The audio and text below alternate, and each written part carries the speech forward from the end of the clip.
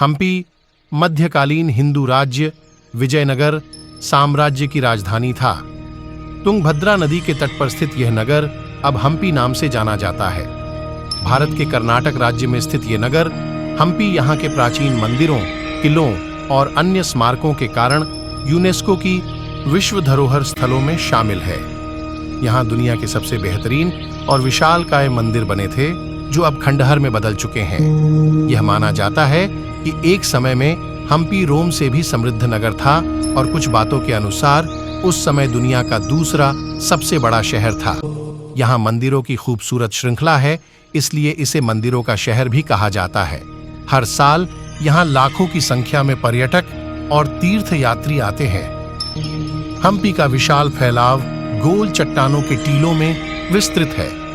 हम्पी में विट्ठल मंदिर परिसर निसंदेह सबसे शानदार स्मारकों में से एक है। इसके मुख्य हॉल में लगे 56 स्तंभों को थपथपाने पर उनमें से संगीत लहरियां निकलती है।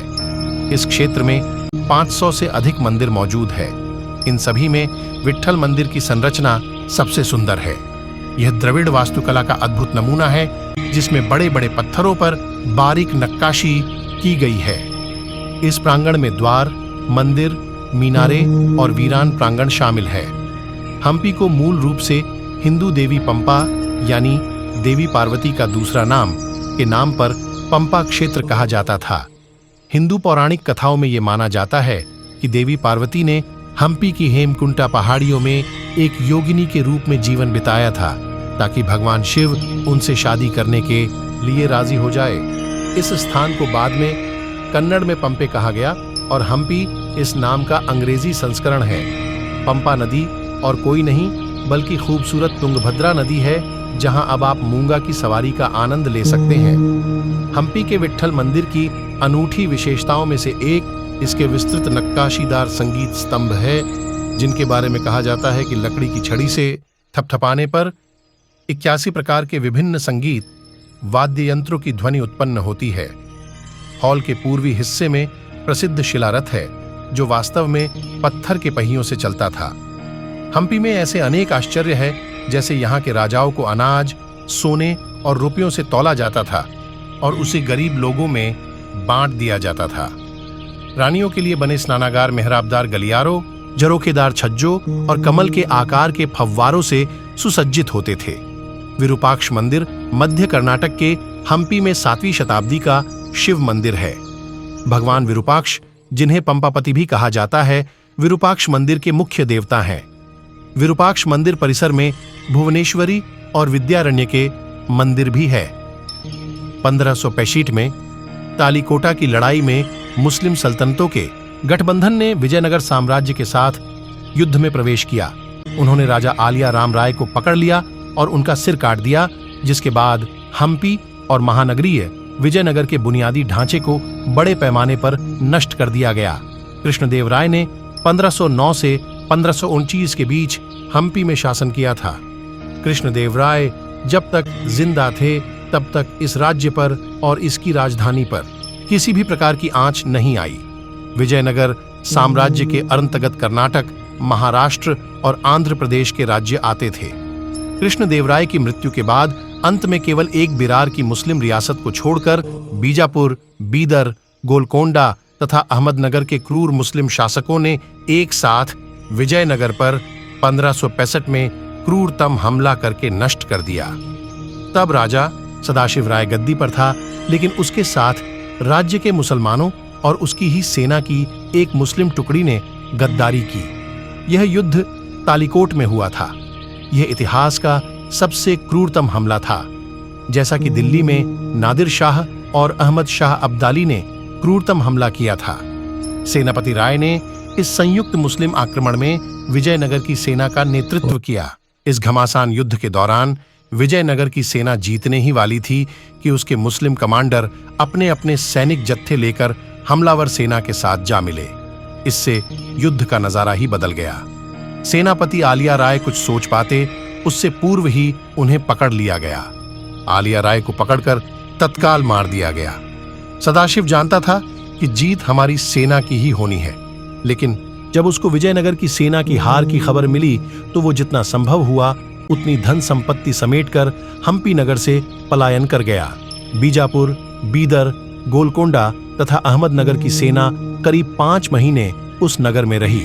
इस अवधि में उसने इस वैभवशाली नगर की ईंट से ईंट बजा दी।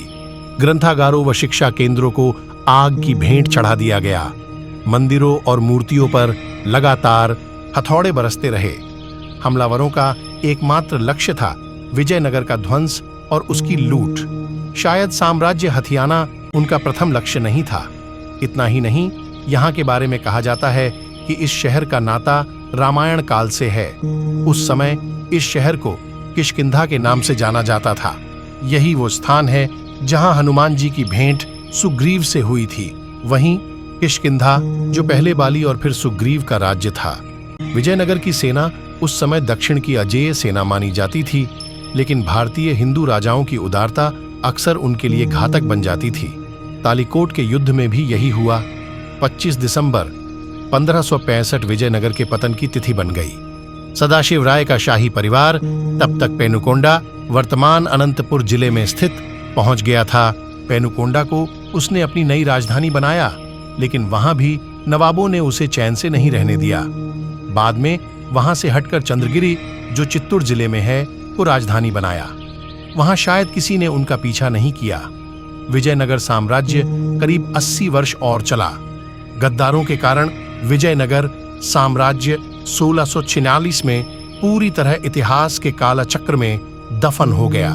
प्राचीन समय से ही यहाँ रामायण काल की कई स्मृतियों के होने का दावा किया जाता रहा है, जो यहाँ देखने को मिलता है। हम्पी नगर में एक अनेगोंडी, विजयनगर साम्राज्य की पहली राजधानी नामक गांव है, जहां एक अंजनाद्री नाम का पर्वत है। अंजनाद्री ये वही जगह है जहां हनुमान जी का जन्म हुआ था। इस पर्वत के दर्शन के लिए कई भक्त आते हैं, जो पर्वत की चढ़ाई करते हैं और पर्वत पर स्थित माता अंजनी व हनुमान मंदिर और भगवान राम के मंदिर में मथा टेकते हैं। इस पर्वत पर चढ़ाई करने के लिए कुल 575 सीढ़ियां हैं। इस ऐतिहासिक शहर को दुनिया का सबसे बड़ा ओपन एयर संग्रहालय भी माना जाता है, जो करीब 29 वर्ग किलोमीटर में फैला हुआ है। कहा जाता है कि प्राचीन समय में इस शहर के लोग हीरे, मोती, घोड़े, रेशम का व्यापार किया करते थे। इसका प्रमाण भी आपको हम्पी में देखने को मिलेगा। हम्पी की सैर करने पर आपको एक लाइन से दुकान की तरह बने हुए खंडहर दिखाई देंगे, जो करीब 1-2 किलोमीटर की रेंज में फैले हैं।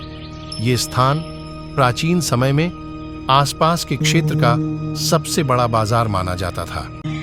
इस शहर को लेकर फारसी राजदूत अब्दुल रज़ाक 15वीं शताब्दी ने कहा था कि हम्पी के बराबरी में दुनिया का कोई शहर नहीं है। इसकी बराबरी करने के लिए दुनिया में कुछ भी मौजूद नहीं है। वैसे तो लगभग ये पूरा शहर खंडहर ही है, लेकिन इसे 2 क्षेत्रों में विभाजित किया गया है। रॉयल सेंटर, महल, स्नानागार, मंडप, शाही अस्तबल और औपचारिक उपयोग के लिए मंदिर, और पवित्र केंद्र तुंगभद्रा नदी के किनारे पर स्थित विरूपाक्ष मंदिर व हम्पी बाजार वाला इलाका। हम्पी अपने इतिहास के लिए तो जाना ही जाता है, लेकिन यह शहर अपने यहां मनाए जाने वाले पर्व के लिए भी जाना जाता है। राज्य सरकार विजयनगर साम्राज्य की भव्यता को फिर से जागृत करने के लिए हम्पी उत्सव का आयोजन करती है। कहा जाता है कि यह पर्व विजयनगर साम्राज्य के समय से ही मनाया जा रहा है। इस दौरान हाथियों का जुलूस निकाला जाता है, पतंग उत्सव मनाया जाता है। इसके अलावा गीत संगीत के कार्यक्रम, गायकों, नर्तकियों और कलाकारों द्वारा प्रदर्शन, फूड कोर्ट, फोटोग्राफी प्रतियोगिता व रंगोली, मेहंदी प्रतियोगिता आदि शामिल हैं।